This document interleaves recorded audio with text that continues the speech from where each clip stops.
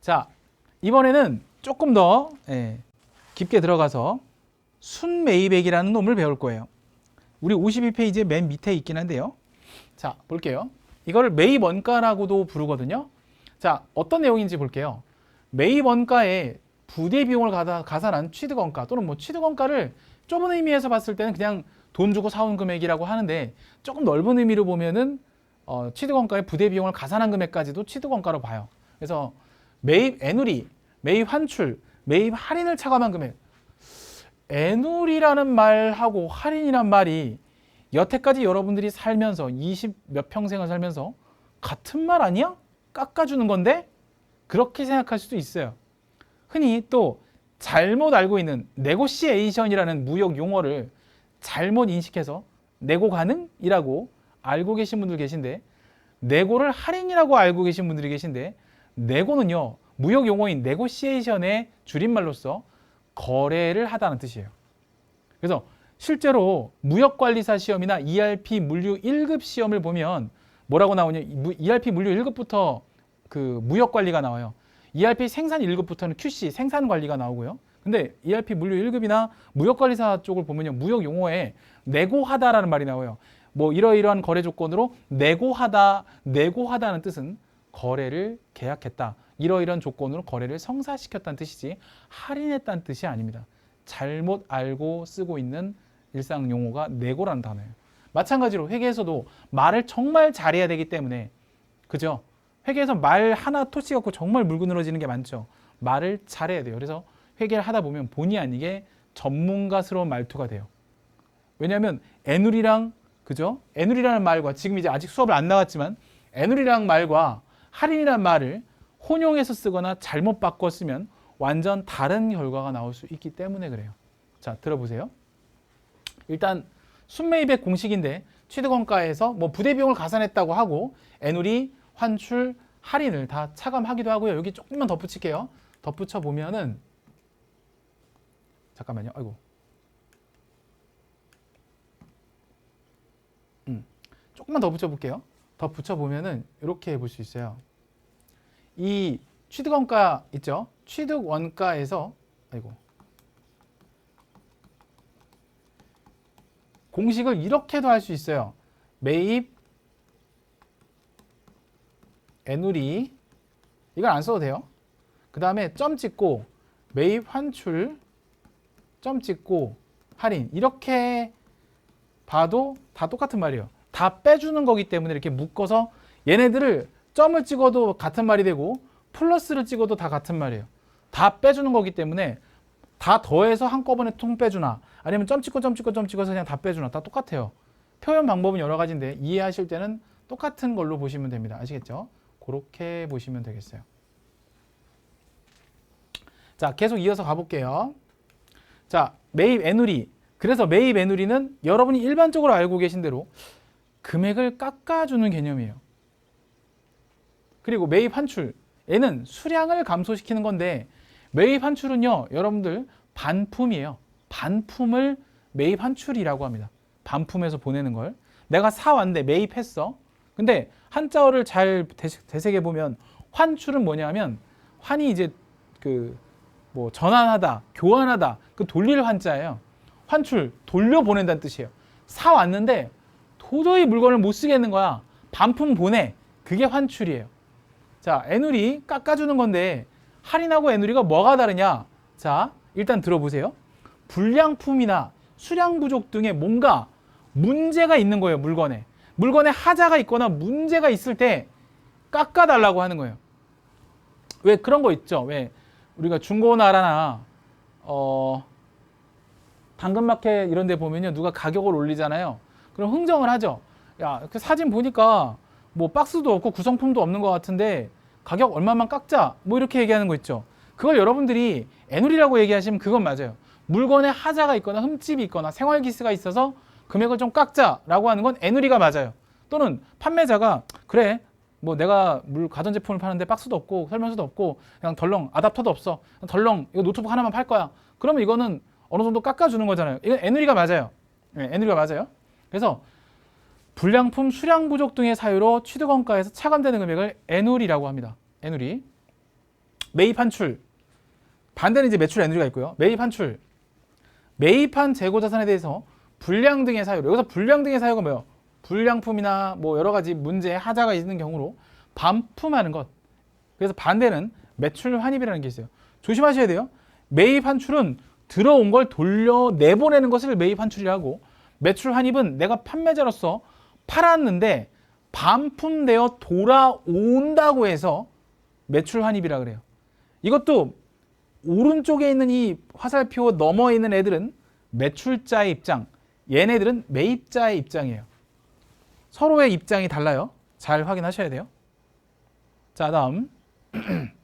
자, 하나 더 있었죠. 매입 할인. 얘 매입 할인은 뭐예요? 금액을 깎아주는 거. 잠깐만 선생님, 얘도 금액을 깎아준다고 써있는데 얘도 금액을 깎아준다면서요. 뭐가 달라요? 얘는 물건의 하자랑은 전혀 관계없어요. 제가 이해한 게 맞는지 모르겠는데 제가 중고나라나 당근마켓은 잘 이용을 안 해서, 근데 한 번인가 뭐 가격 흥정 없이 뭐 흠집도 안 내고 그냥 이거 얼마예요? 이렇게 하고 뭐 이렇게 다이렉트로 쭉 하고 금액을 바로 전송해주고 뭐 이렇게 해서 그냥 좀 빨리 거래하는 걸 제가 이해한 게 맞는지, 쿨거래라고 하는데 제가 이해한 게 맞으면 쿨거래 시 뭐 얼마 해드립니다 이런 거 있었어요. 그러면 그게 맞아요. 쿨거래가 그거예요. 잠깐만요. 그래서 그게 어떤 건지 보세요. 구매자가 외상대금을 약정된 기일보다 조기에 결제한 경우 판매자가 외상대금에서 일부를 깎아주는 거. 이것도 이제 ERP 물류에 많이 나오는 내용인데 이게 뭐냐면, 예를 들어서 제가 암호를 하나 써볼 거예요. 암호. 자, 이런 게 있어요.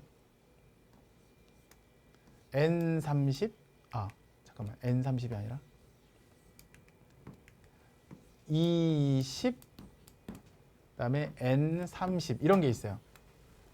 이게 실제로 시험 문제에 이렇게 나와요. 이게 ERP 물류는 뭐 거의 맨날 이 문제를 내요. 이게 뭐냐면 2/10 N30 이렇게 되어 있거든요. 원래 여기 있던 뭐 어드밴스 엑스트라 이렇게 더 들어가요. ERP는 원래 거래 조건이 더 있어요. 근데 20이 뭐냐면 2%를 깎아줄게. 네가 만약에 10일 이내에 결제를 한다면, 하지만 아무리 늦어도 30일 이내는 다 해줘야 돼 라는 뜻이에요.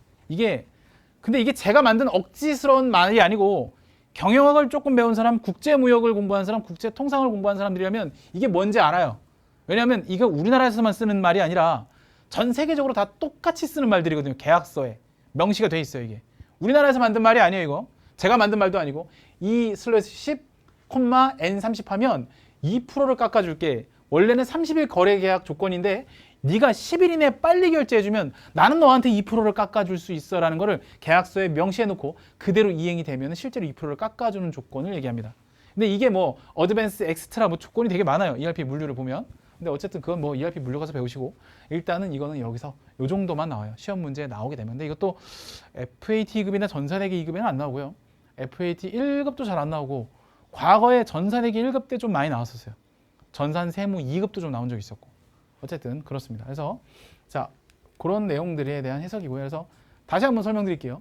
자, 구매자가 외상대금을 약정된 기일보다 조기에 결제한, 조기에 결제가 뭐예요? 빨리 결제한 경우, 빨리 결제해 준 경우 판매자가 외상대금에서 일부를 깎아주는 것. 그러니까 아까 물건에 하자가 있거나 뭔가 그런 하는 애누리하고는 깎아준다는 측면에서는 같을 수 있으나 그 근본이 다른 거예요. 아시겠죠?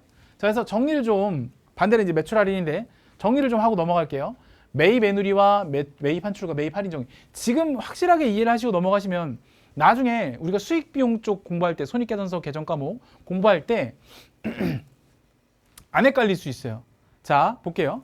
매입 애누리, 매입 환출, 매입 할인, 얘네들이 뭐가 다르냐? 일단은 얘네 둘은 공통적인 게 특징이 뭐냐면 불량이나 하자가 있다는 측면에서 가격을 깎아주면 애누리, 수량을 감소시키면 환출이라고 그래요. 그런데 자, 끝에 보세요. 애누리하고 할인은 금액을 감소시킨다는 점은 공통점이 있으나 불량이나 하자가 있고 없고의 차이가 있어요. 마지막으로 얘는 수량을 직접 감소한다는 차이가 있고, 이렇게 이해하시면 될 것 같아요. 알겠죠? 자, 넘어갈게요. 자, 다시 한번 상기해 드리는데 순매입의 공식 매우 중요합니다. 외우셨으면 좋겠네요. 알겠죠? 이건 좀 외우셨으면 좋겠어요. 자, 재고자산 매출원가 쪽 넘어갈게요. 자, 매출원가 공식도 외우셨으면 좋겠어요. 왜 외우면 좋은 줄 아세요? 여기 보면 순매입액 보이죠? 그죠? 이 순매입액이 여기서 나오거든요. 이걸 알아야 이걸 가지고 이렇게 할 수 있어요. 그러면 뒤집어 말하면 공식을 어떻게 풀어야 되냐면 이렇게 풀어야 돼요. 만약에 문제가 정말 빡치게 나오면 얘를 갖다가 x값으로 놓고 계산을 해야 될 수도 있는데 그때 얘를 어떻게 계산하냐면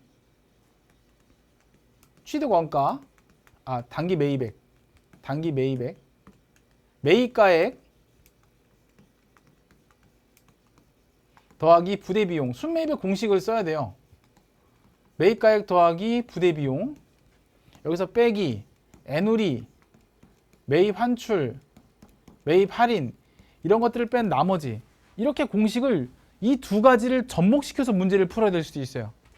그때 내가 판단을 잘못해버리면 완전 다른 값이 나오겠죠. 그래서 말 조심해야 되고 잘 알아들어야 돼요. 하실 때. 아시죠? 어쨌든 이런 식으로 나오기 때문에 이 두 가지 공식은 상당히 중요합니다. 얘를 먼저 알고 있어야 얘도 이렇게 응용이 가능하다라는 거예요. 아시겠죠?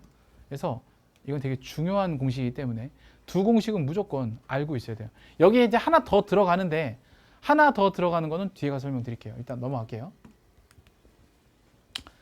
그리고 자, 기초재고 더하기 단기 순매입액을 우리는 뭐라고 하냐면 판매 가능 재고라고 하거든요. 근데 여기서 자꾸 기초재고가 뭐냐? 잘 들어봐요. 기초재고는 뭐냐면 작년에 팔고 넘어온 거를 기초재고라 그래요. 예를 들어 내가 카페 알바를 하는데 상품으로 내 조각 케이크나 이제 이런 걸 이제 팔아요. 근데 어떤 거는 당일날 못 팔면 폐기 처분해서 직원들이 먹을 수 있는 게 있고 어떤 것들은 그냥 뭐 하루에 끝나는 것도 있고 어떤 거는 이틀 걸리는 것도 있어요. 예를 들면 유통기한이. 그런 것들은 오늘 못 팔면 어떻게 돼요? 내일로 넘기잖아요. 그걸 우리는 회계에서 2월 시킨다라고 공부했어요. 그럼 뭐냐면 기초재고가 있다는 얘기는 어제 못 팔고 남은 잔여 상품 올해 또 팔 수 있잖아요. 그죠? 그리고 오늘 또 새로 입고가 되면 단기 매입이 발생하죠. 그러니까 어제 못 팔고 넘어온 재고, 오늘 새로 들여온 재고. 그럼 뭐예요? 지금 매장에 깔려있는 팔 수 있는 재고가 되잖아요. 카페 알바로 생각해 보세요. 편의점 알바도 생각해 봐도 되고. 그죠? 똑같은 거예요, 이게. 그래서 기초재고 더하기 단기 순매입액. 근데 여기서 순매입액은 뭐다? 더할 거 더하고 뺄 거 빼고. 왜요? 순매입액 공식이 이렇게 더할 거 더하고 뺄 거 빼고기 때문에. 그러니까 이거 잘 봐야 돼. 그리고 나서 단기 순매입액 이렇게 다 뭐라고 해요? 기초재고 더하기 단기 순매입액은 판매 가능 재고다. 아시겠죠? 그렇게 이해하시면 되겠고. 자, 그 다음에 여기서 기말재고. 기말재고는 뭐예요? 다 팔고 남은 재고를 빼면 매출원가는 뭐냐면 얼마를 팔았는지 알 수 있는 거예요. 얼마를 팔았는지 알 수 있는 거야. 네. 자, 그래서 상품 매출의 흐름을 간단하게 설명을 드리면 우리가 상품으로 사와요. 사올 때는. 편의점 생각하면 돼요. 편의점 상품 사오죠. 그럼 진열을 할 거 아니에요. 그럼 이제 손님들이 사가요. 그러면 얘가 내가 원가 얼마에 그죠? 판매를 한다. 이렇게 나와요. 그러면 매출 원가가 나와요. 그리고 그 원가에서 이제 상품 매출 금액이 되는 거죠. 그러니까 내가 뛰어갖고 와서 손님한테 팔고 그죠? 내가 얼마를 벌고 이렇게 돼요. 그래서 처음에는 자산이었다가 원가가 되면서 희생이 돼요. 뭘 하기 위해서? 얘는 비용이라 그랬죠. 비용이 뭐라고요? 벌기 위해 쓴 돈이 되는 거죠. 누구를 위해서? 수익을 벌기 위해서 쓴 돈이 되는 거예요. 그래서 상품의 일반적인 흐름이 이런 식으로 흘러갑니다. 상품이었던 자산이 이제 수익 창출을 위해서 희생이 되면 매출 원가라고 합니다. 비용이 돼서 결국에는 상품 매출이나 수익이 창출되어지는 구조가 그렇다. 자, 그래서 상품 회계 처리 간단하게만 흐름을 좀 보고 이번 시간을 마칠게요. 상품 매입 시의 회계 처리. 한공상사에서 상품 500만 원을 외상으로 구입하였다. 이건 되게 쉽죠. 차변에 상품 500만 원, 대변에 외상 매입가 500만 원. 부대 비용이 없이 그냥 상품만 매입했다고 가정한 그런 결과치예요. 어렵지 않죠? 네. 자, 그러면 자, 내가 아직 판 건 아니기 때문에 상품 500만 원을 창고에 입고시켰어요. 그럼 창고에는 상품 500만 원만큼 남아 있겠죠. 그죠? 그래서 부분 재무 상태표를 그려보면 자, 이게 뭐야? 상품이 500만 원 있다. 이렇게 적어볼 수 있어요. 자, 그 다음에 두 번째 3일 상사에서 여기 전체 500만 원, 이게 사실 원가가 500만 원이 되겠죠. 사과가 원가가. 이 중에서 200만 원치를 250만 원에 판매했대요. 그러면 우리는 그때그때 원가를 대응할 수도 있겠지만 그렇죠. 여러분들은 뭐 카페나 편의점에서 일하면서 물건 하나 팔면서 원가 계산을 일일이 하면 얼마나 빡실 것 같아요. 그죠? 어떻게 해야 돼요? 그래서 일별 정산을 하죠. 그 정산 마감하는 시스템이 있어요. 또 파리바게트나 베스킨라빈스나 던킨도너츠 이런 데 가보면 일 마감하는 시스템이 되어 있어요. 그래서 일 얼마를 팔고 얼마 원가가 투입이 되고 이렇게 다 일별로 집계를 할 수 있는 시스템이 있어요. 그 점장 메뉴나 매니저들이 접근할 수 있는 메뉴가 있어요. 그게. 그래서 그런 것들을 볼 수 있는데 마찬가지예요. 200만 원짜리를 250만 원에 팔았다면 원가 계산을 지금 안 해요. 평소에는 매출만 기록해요. 그래서 여러분들은 이렇게 공부하거든요. 판 것만 일단 회계 처리를 해요. 그래서 외상으로 판매했으니까 대변의 상품 매출 250만 원, 차변의 외상 매출금 250만 원, 대변의 수익의 발생, 차변의 자산의 증가 이렇게 처리를 합니다. 일단 여기서는 다른 건 됐고 손익계산서에 상품 매출 250만 원은 기록이 돼요. 근데 아직 이 500만 원이 원가 200만 원만큼 나간 거에 대해서는 아무것도 처리가 안 돼요. 현재는. 그랬다가 나중에 언제 이걸 정리하냐면 아까 뭐라 했죠? 일 정산, 일 마감한다고 했잖아요. 얘는 결산 때 합니다. 결산을 1년에 한 번 하면 12월 말에 하겠죠? 자, 결산일 현재 12월 30일이 현재 창고에 보관되어 있는 상품이 300만 원치가 있다. 어떻게 알 수 있어요? 여기 500만 원이었다가 200만 원 팔았으니 나중에 창고 가서 실사를 해보면 당연히 300만 원만큼이 남아 있어야 돼요. 그죠? 근데 안 남아 있으면 또 우리가 이걸 처리하는 방법이 있는데 그건 나중에 또 설명드릴게요. 우선 그냥 300만 원이 있더라. 왜 500만 원치 사와서 200만 원치 팔았더니 창고에는 당연히 300만 원치 재고가 남아 있겠죠. 그러면 그때 이걸 처리해요. 200만 원 팔았다고. 그래서 자, 뭐라고 돼 있어요? 자산이 비용이 된다고 했죠, 제가. 그죠? 자산이 비용이 됐어요. 수익 창출을 위해서. 그래서 이렇게 회계 처리를 해요. 이때야 비로소 이제 어떻게 나오냐면 나머지 아까 500만 원에서 200만 원 상품을 빼고 나니까 상품은 재무상태표에 300만 원이 남게 되는 거고, 그리고 손익계산서는 아까 상품 매출 250만 원 있었잖아요. 이제 원가가 200만 원인 걸 알았으니까 이게 이대로 내려와서 자, 상품 매출 원가. 결국에는 수익에서 비용을 빼면 이익이 나오는 구조로 되어 있어요. 그래서 이익 50만 원을 벌었구나. 이렇게 기록을 할 수가 있어요. 그럼 맞잖아요. 수익에서 비용 빼면 이익 나오고. 그죠? 이렇게 계산을 할 수가 있겠어요. 자, 요것만 보고 마칠게요. 상품 계정의 이해. 상품은 자산이요. 그래서 자산이다 보니까 차변에 증가하고 대변에 감소해요. 그래서 이거 똑같죠? 기초 전기 2월, 기말 차기 2월. 이게 뭐예요? 지난달에 팔고, 어제 팔고 또는 작년에 팔고 넘어온 재고. 그리고 올해에 팔고 내년으로 넘길 또 내일로 넘길 다음 주로 넘길 재고. 넘기는 걸 차기 2월, 넘겨받는 걸 전기 2월이라고 해요. 그래서 자, 상품을 팔면은 매출원가로 가요. 매출원가. 그 다음에 자, 매입가액과 부대비용은 취득원가에 가산해야 되니까 상품을 증가시키기 때문에 차변에 기록을 합니다. 자, 그리고 매입 환출은 대변에 적을 수도 있겠지만 차변에 차감으로다가 마이너스로 적어주는 게 일반적이에요. 그러면 뭔가 어디서 많이 본 듯한 그림이 나와요. 이걸 가지고 보세요. 이거 매출원가 공식입니다. 보세요. 기초재고 더하기 단기 순매입액 빼기 기말재고는 매출원가. 그죠? 이렇게 딱 맞아 떨어지죠. 아니 그렇잖아요. 봐봐요. 이 두 가지를 뭐라 그래요? 판매 가능 재고라고 부른다고 그랬죠.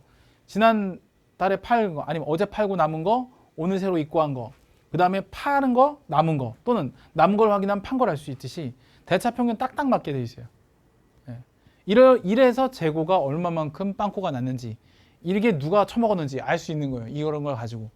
사실 뭐 이렇게 재고 관리를 하는 사람들은 매장의 재고가 뭐 일반 알바생들이 막 이렇게 조금 왜 좀 못된 친구들은 막 먹고 그러잖아요. 그죠? 그런 것들도 잡아낼 수 있어요. 사실은. 그 재고 관리 시스템. 물론 CCTV만 보고서도 잡아낼 수는 있겠지만 그런 시스템으로 다 충분히 잡을 수도 있고 사실 뭐 그런 용도가 아니더라도 내가 얼마를 벌었는지 얼마를 팔았는지 얼마의 재고가 손실이 났는지 이런 것들을 통해서 이익 산출을 정확하게 해서 내가 이 편의점 장사를 계속할 건지 내가 이 카페 장사를 계속하는 것이 맞는 건지 뭐 그렇죠? 이런 것들을 판단할 수 있는 거죠. 그렇죠? 그렇게 보시면 될 것 같아요. 좋습니다.